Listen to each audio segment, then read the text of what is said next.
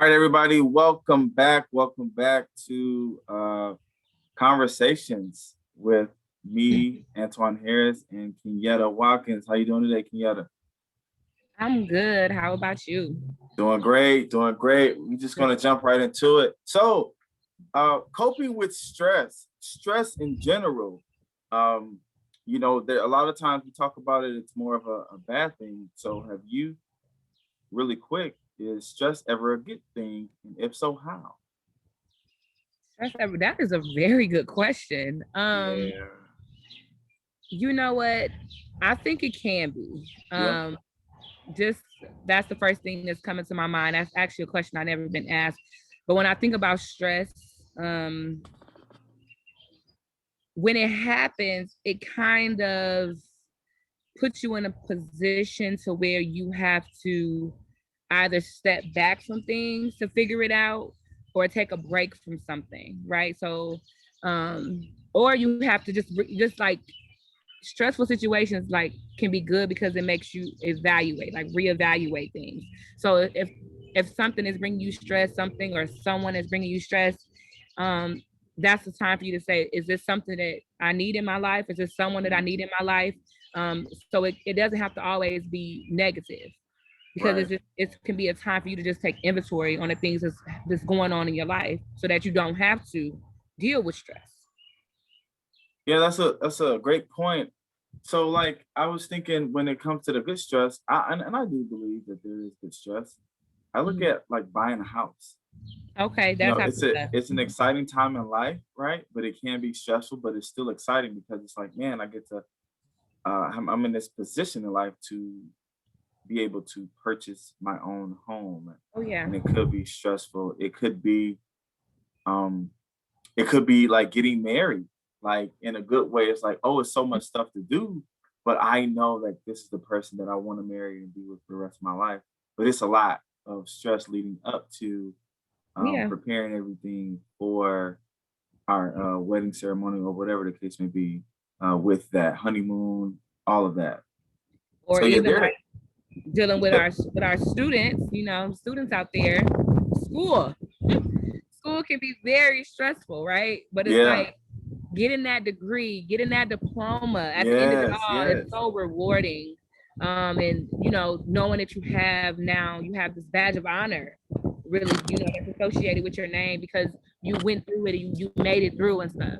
yes. That's the difference Yeah, from that's a great point. That's such a stress. great examples of good stress. I know with me being a former athlete, like preparing for games, like Mm-hmm. the butterfly feeling there, it was some definitely good stress on Tuesdays and Friday nights, because you sometimes you just don't know. Like for me, I didn't know how my teammates were going to react, so it was always just a good stress, but still excited to hit the floor when that happened. So, stress. So for you guys listening, stress, it can be good. It can be very, very good. So now there's that other part. There's that other ugly part of stress that could lead to a lot of things. And I want to start with you. Describe a situation, a stressful situation. How did you handle it? A stressful situation. Um,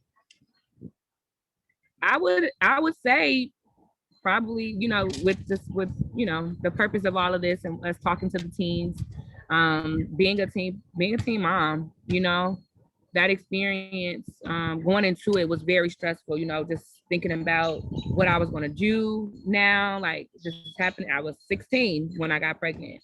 um Star student and stuff, so like it wasn't something that was expected of me, so it was very stressful. Thinking about my future and what I was going to be able to do now, if I was going to have to drop out of high school, if I was still going to be able to attend college and different things like that. How I handled the stress, was really, I just kind of tapped into my strengths. Like, I remembered what my goals were. I remember who the type of person that I was. Um, so instead of me thinking about the things that I had to lose, I started to evaluate different ways that I could capitalize. Yes. So I started Yeah. to research schools that had on campus housing and had child cares and stuff that were close to me, that I can still have my family support. So that was the one situation that comes to my mind. I'll have to agree with you in my situation as well. Being a father at 17, that was a very stressful situation, and Mhm. my way of, handling it. It really, I got to give a lot up to my family, my village, because there were days and nights that I really really struggled, and it took some talking to for me to kind of tap into my strengths that you like you talked about, but it was just a lot different because I was in that position where, you know, going off to college. It was that time when it happened, and I was getting a lot of scholarships, and becoming a teen parent, like a lot of those scholarships stopped from major universities, 4-year schools. So those things stopped. So leading up to becoming a teen parent was very stressful getting through that, and then when I was on, you know, getting offered these scholarships, and these scholarships were being pulled. So that was very, very stressful for me, and handling it was I took it as a challenge.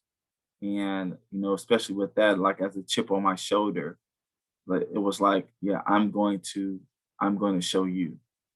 And that is where I, was able to kind of propel myself through those stressful times, and move forward and be able to deal with that stress. Yeah. It says that 41% of young people have been extremely stressed or concerned in the pandemic.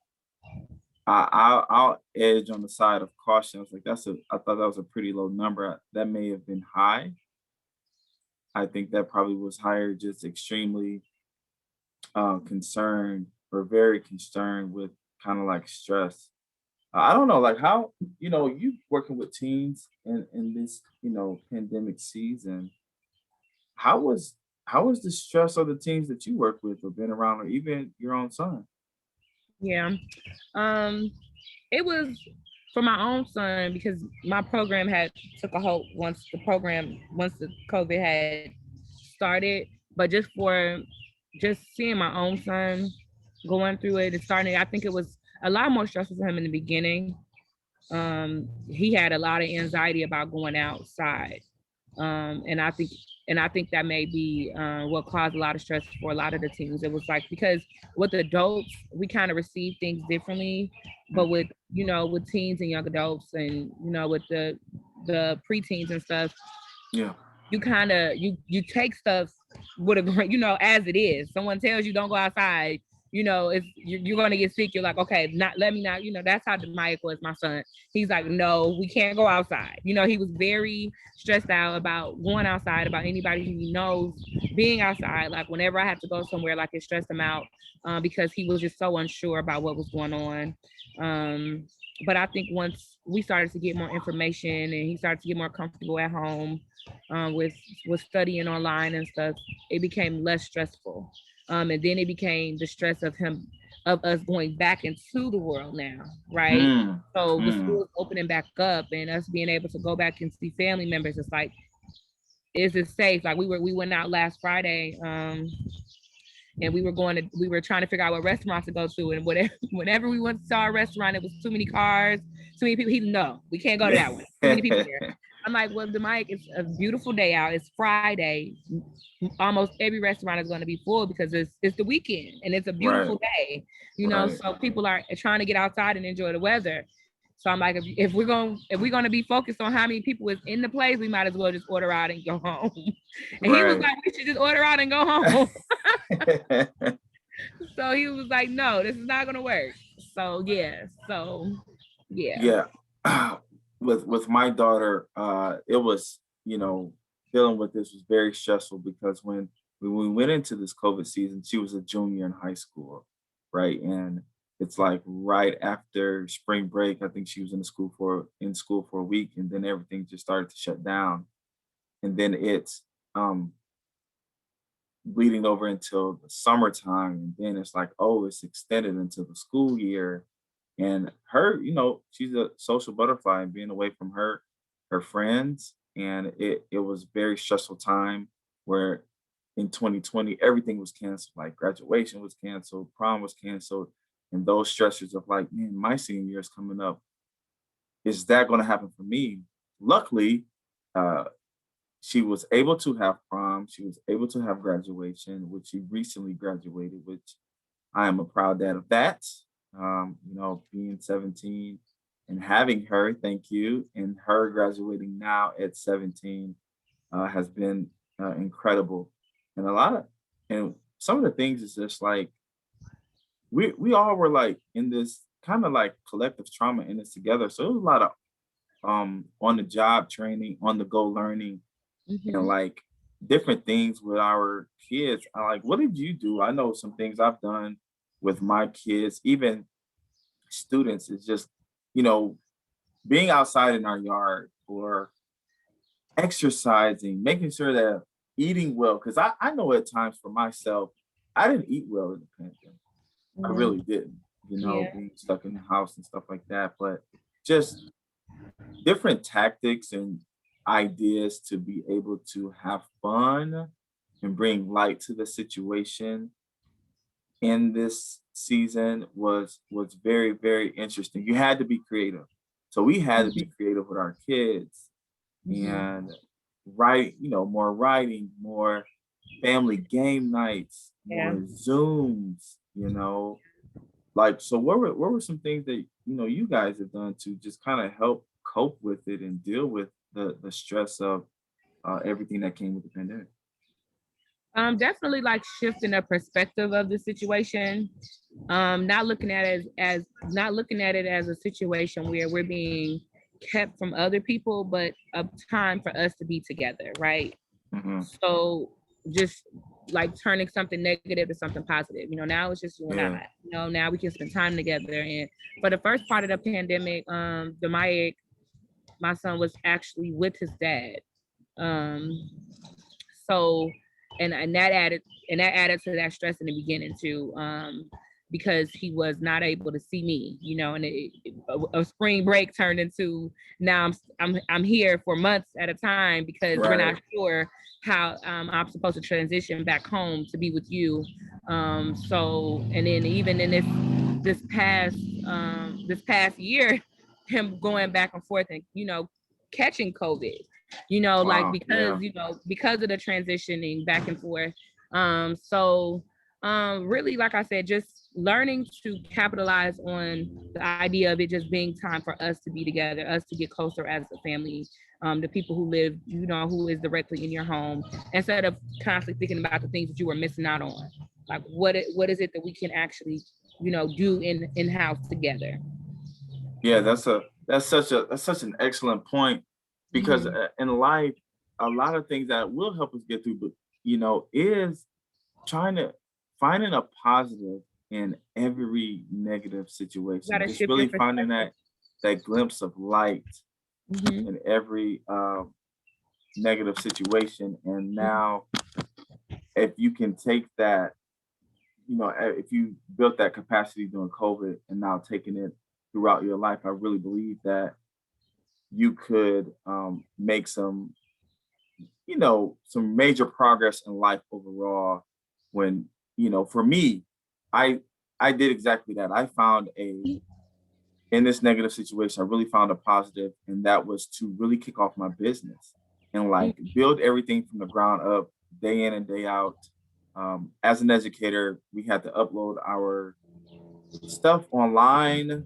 I uploaded everything for the whole week and probably like a day and a half. And the rest of the time, I really kind of indulge and learn how to just kind of build a website, design a logo, and just doing all that stuff that I didn't know how to do, and just really put together everything from the ground up. So, and now put myself in a position where if this happens again, I won't be as stressed out because okay, I have a business, I have things that I can put out to people to, help them in their situation and add value to their lives. If they haven't pivoted in such a way to like stressors, like I've learned about stressors for men, stressors for black men. and how to be able to deal with it and connect with people on a different level.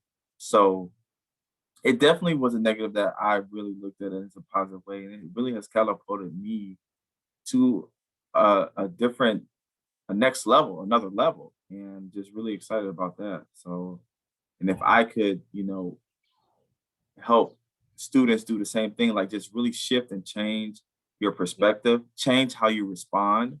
I believe how you respond is very, very powerful. And, being very intentional about the choices and decisions that you make Mhm. on the day-to-day basis to really minimize the stress level that you can bring on yourself. Yeah. Just in general, what are some things that you do to kind of cope with stress? For me, I work out. I work out a ton. I get out in nature, even though, we were quarantined. I found a way to just kind of sit in grass, get some sunlight. When it got warm out here in Illinois, was able to get some sunlight. And then a music playlist that just kind of soothes me, or like neo soul is the type of music that really gets me rolling like that. That man, that relaxes me. I created an album of photos that made me happy, that made me smile. Um, and I wore clothes in that season around the house that I just felt comfortable in, and so that really kind of helped me cope with stress and bringing people together. That was probably one of the biggest things that I did, is I was able to get my a few, like two of my college basketball teams together and have a Zoom like party. I did stuff on House Party on Zoom, and just brought my family together, teammates together, that really just kind of like that made me feel good because, you know, I had teammates that live overseas in Ireland and New Zealand. So bringing everyone together was a major for me, and how I deal with stress, talking to people, and checking in on somebody. So, Yeah. What's been different for you? Like what was different for you in high school? Like middle school, high school with dealing with stress? Like oh, how did dealing with stress in what was high different? school, I believe I just got so used to like suppressing everything for years, and that is not a good thing. Like as an athlete, as a student athlete, it's like, and I was raised by my mom and my older brothers for the most part, and it was like no no crying, no whining, like we're gonna get through this, and put me in a position to just suppress it. So dealing with trauma is just like I really didn't know I was dealing with it. When it stress happened, I didn't know what stress was. I didn't know what depression was. I didn't know what anxiety was, but I knew it was happening. I just there wasn't a name for it. So my way of dealing with it is working harder, is putting myself to work, and just kind of burying my head and keep pushing forward, head in the sand and keep moving forward. So as long as I don't move backwards, and as long as I don't stop, Yeah. that was my idea of dealing and coping with stress as a teen parent, and everything that came with that. Yeah. This is important. I think it's obviously as we grow and we mature, we find better ways to deal and cope with stress. But obviously, Absolutely. in our teenage years, and dealing with peer pressure and different things like that, it's easy to use outside vices outside of ourselves to handle things. So we run, right? We run. Like for me, dealing with stress, being like I would either run, like if it was something with my family, I would go to another friend's house. And then as I got older, it was hanging out and partying and drinking and stuff like that. Um and those are, like just to find healthy ways, to cope with stress. That's what we want. We want to push. It's like you want to make we try to separate ourselves from the stressful situations, when in reality, like I was saying in the beginning of it, we have to look at it as a moment for us to evaluate what's Yes. really going on. Yes. Like, Yes. why am I feeling this way? What are the things that are going on in my life that I could remove, or the people that I can remove, instead of trying to separate ourselves from it? Because then we're not really getting through it. We're just covering it up, which Yes. isn't good, because it can come back. It can come back over and over and over again. So I definitely want to encourage, you all out there listening, to just find healthy ways to deal with stress, such as journaling, Yes. talking with people that you can trust, who you can vent to, and who won't judge you, who can be honest, and that may look like people who are older, counselors, family members, aunts. Everyone is not always so comfortable going to their parents with stuff, but you may have an auntie or older sibling that you can talk to, who has maybe been in a position that you've been in before. Myself or Antoine, like we're here. If there are some things that you're going through and you feel like you can't handle on your own, and you don't want to deal with it negatively, I used to give my mentees journals when I would go to see them in the school. So we would spend like the last 10 minutes of our sessions. I would give them the opportunity to journal anything that they needed to talk about, that they didn't want to talk about in front of everybody. And then I would go home, and at the end of the night, I would read it, and then I would write them back. So it was a private conversation between them and me. So that way they were able to get things off their chest. And I remember back in grade school, like having a pen pal.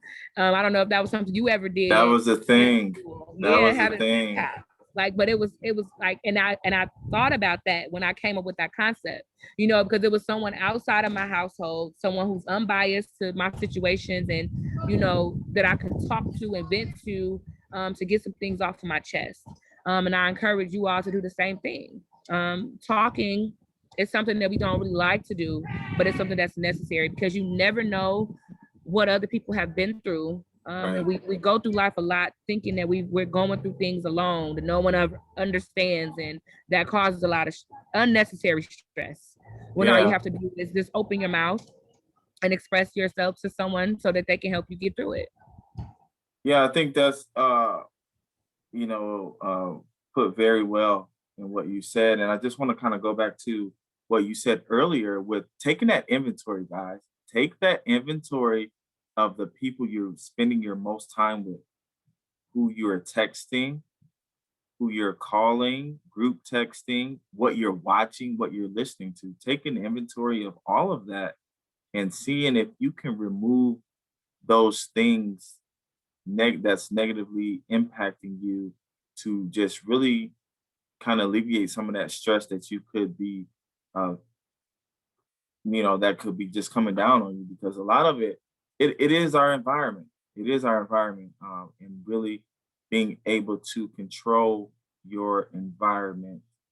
I like to say there's two things you can control. And that's your attitude and effort. But I'll expand upon that. Your environment. You definitely can control your environment and what you are consuming on the daily basis. So really take that inventory, out with the old, in with the new, to help you better be able to deal and cope with stress as you go on your journey in life, whether in middle school, high school, or just graduate.